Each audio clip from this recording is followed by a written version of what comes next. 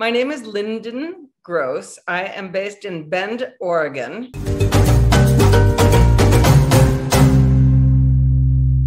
Hello, everybody, and welcome back to the Herstory TV and the Herstory podcast.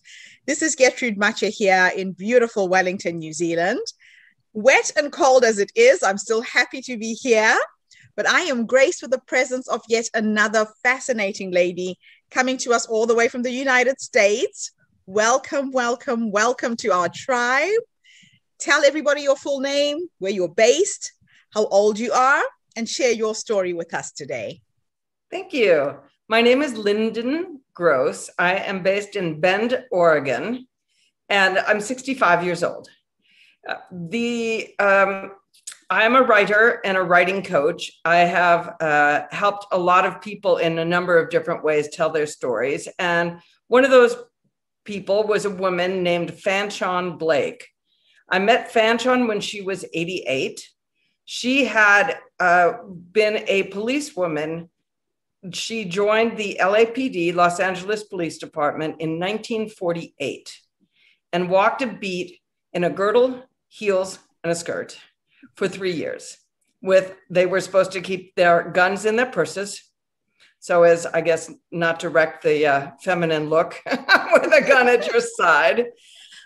She was a very ambitious woman who was not able to rise because the women during that period were assumed that they had to be more feminine. And sure enough, after 3 years, the LAPD took all the women off the streets and put them into more feminine secretarial roles, childcare roles in the prison, the women's prison. That was pretty much what they could do. And they were not allowed to promote. There were 8 sergeant positions for all of LAPD that could be filled by women. They were not allowed to promote beyond sergeant. And of course, the 8 women who were sergeants weren't about to go anywhere because they had nowhere to go. So I met Fanchon, and so what happened is that she put her time in. She did finally manage to they started letting women promote a little bit more, but then there was a police chief who wanted to eliminate women from the force altogether. And at that point, she had been making as many waves as she could and getting nowhere. And she finally said, I'm going to sue. I have my pension. Somebody has to step up and do it. It might as well be me. And so she filed what would become a groundbreaking court decision in her favor that would impact women and minorities and all over the country in terms of their workplace. And so, yeah, it was a huge Title VII anti-discrimination lawsuit, class action suit. And I just loved her story. I thought she was, even at 88, she was funny, she was sharp, she was very insightful. She had been writing this memoir for decades, had a million drafts of every chapter and then some, and clearly needed someone like me to help tell her story. My tagline is, sounds like you, only better. And I felt like she needed that. Yes. Oh, wow. Yeah. What an honor to be able to have met such a phenomenal human being. She was great. She was, the interesting thing is she really didn't know what she was getting herself into. And so from the point that she didn't even realize she would need to hire an attorney, and she had no money when she was a cop, a single mother cop at that, she had no money. And so, from that perspective, that was daunting. But then, of course, she stayed on the LAPD, and one does not, you're not supposed to talk out of turn. You're not supposed to defy the code of silence. You're not supposed to defy the code of loyalty. And she had breached both. And so she was made to pay. She had a pretty rocky hard time. She was quite scared. Yeah. That is so sad. But such a beautiful end to her story, in that she changed the lives of thousands, millions of people because of what she did. She did. So she literally sacrificed herself She was, I'm not sure she would see it that way. She was, it's a little like childbirth. You kind of forget about the pain a little bit when you have a kid. I wouldn't know, but I've heard.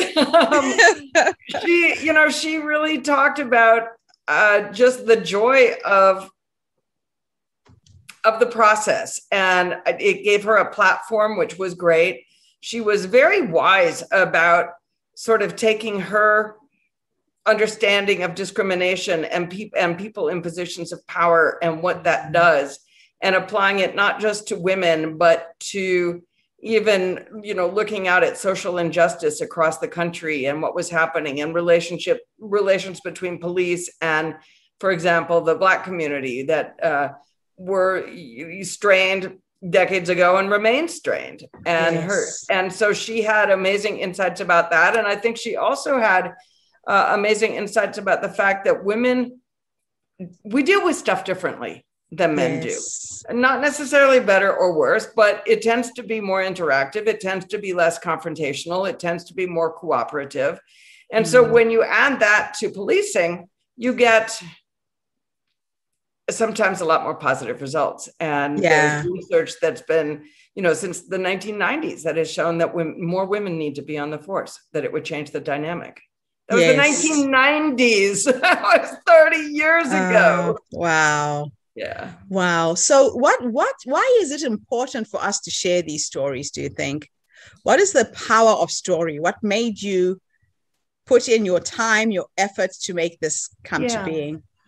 I think a lot of it has to do with, I think younger women today take a little bit for granted the position that they're in. I don't think it's really sunken in just how differently women were perceived in this country not that long ago, and in your country still perceived, in your home country as lesser than.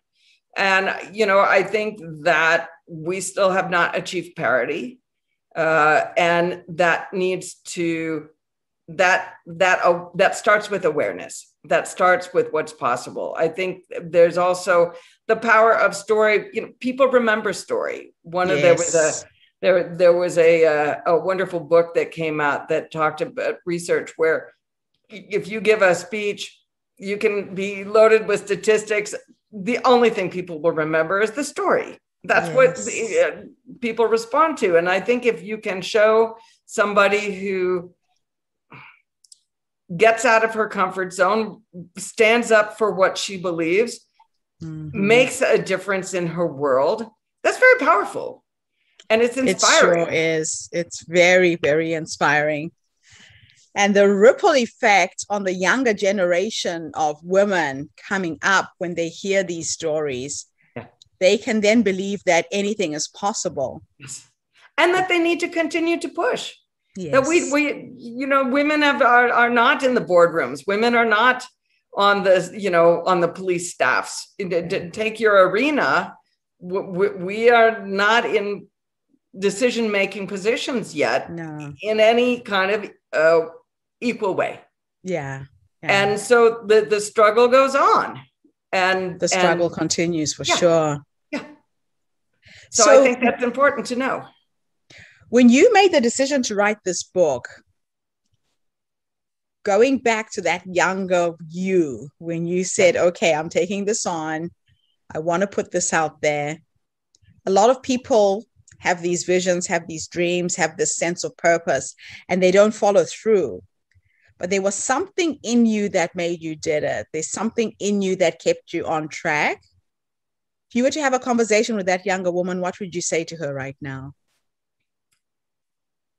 It's interesting because I would have two conversations. I would have a conversation with the younger woman to basically say, good on you. You do a good job at helping people figure out what their stories are and tell them. And I'm proud of you for that. So that would be one conversation. The other conversation I would have with myself just a year ago, the not very much younger self. And that's the self that decided to self-publish this book, because that was the only way to get it out. and to finance that completely myself. And again, Yes. I would say, good on you. You followed your gut. You followed your compass. You did what you thought was right. And I'm good with that. If I don't make the money back, I'm good with that. It was an important thing to do. Her Fanchon story is an important one to get out. And she deserves her place in history, and that I helped make that happen. Make that happen. Yes. Yeah. That is awesome. That is just fantastic. And so where is the future you going? If you could project into the future you 100 years from now, are there more books coming? What can we expect? It's so I work as a writing coach. And so some of the books that I'm helping to birth are ones that I'm not doing as much of the heavy lifting. It's so much fun because I get to guide, I get to help people figure their stories out. We brainstorm together, whether it's a novel, whether it's a memoir, whether it's nonfiction. Mm-hmm. It's so great. I have 3 or 4 clients about to publish their books and about to start new ones all at the same time.